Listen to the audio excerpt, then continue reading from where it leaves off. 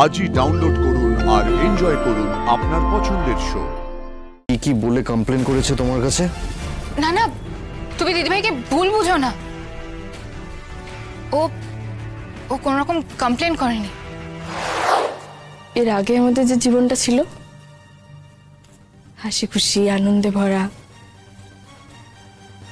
সেই জীবনটা টেম্পোরারি ছিল। আমি নিজের হাতে সেই সময়টাকে নষ্ট করে ফেললাম। খুবই অপদার্থ মনে হয় আমার নিজেকে আজকাল। সবকিছু মিটিয়ে আমরা তো ভালোই ছিলাম, বল? অনির্বাণও কি সুন্দর বদলে গেছিল, সেই আমিই সবকিছু রুইন করে ফেললাম। সবকিছু আবার আমার এটাই দোষ, জানিস তো স্রোত। কোনো কিছু ধরে রাখতে পারি না। নিজের জন্য একটা পর্যায়ে আসার পর সবকিছু হারিয়ে ফেলি, নিজের জন্য। তারপর অন্য কাউকে দোষ দিই, তাকে ব্যতিব্যস্ত করি। শেষমেশ হাতে পড়ে থাকে কি?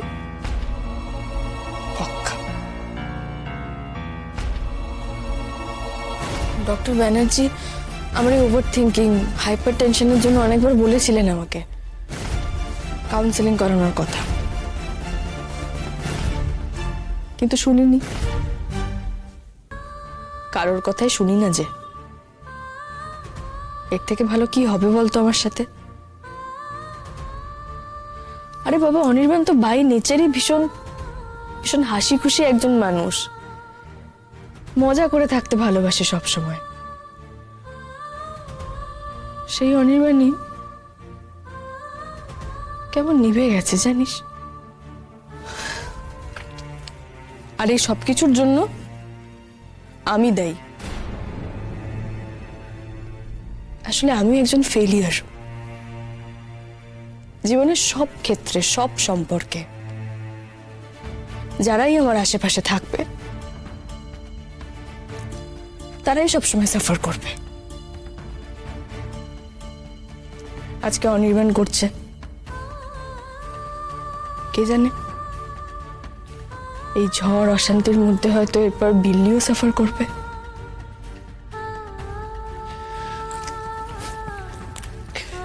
যাকে শোন না, চা বলে আসি, বুঝলি? আমারও মাথাটা ধরেছে, আমি একটু চা খাবো। দাঁড়া এখানে।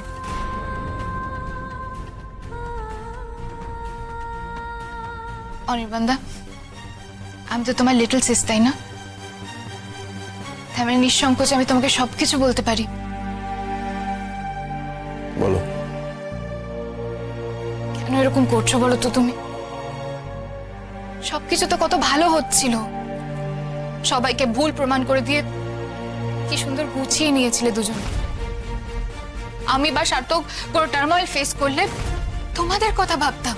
তোমার দিদি ভাই আমার এগেইনস্টে কি কি বলে কমপ্লেন করেছে তোমার কাছে? না না, তুমি দিদিভাইকে ভুল বুঝো না। ও ও কোন রকম কমপ্লেন করেনি, বরং নিজের ভুলের কথাই বলেছে। উল্টো পাল্টা ভেবে ভুলভাল রিয়াক্ট করেছে, খারাপ আচরণ করেছে, নিজের ভুলটা স্বীকার করে আবার সেই সুন্দর সময়গুলো ফিরিয়ে আনতে চায়।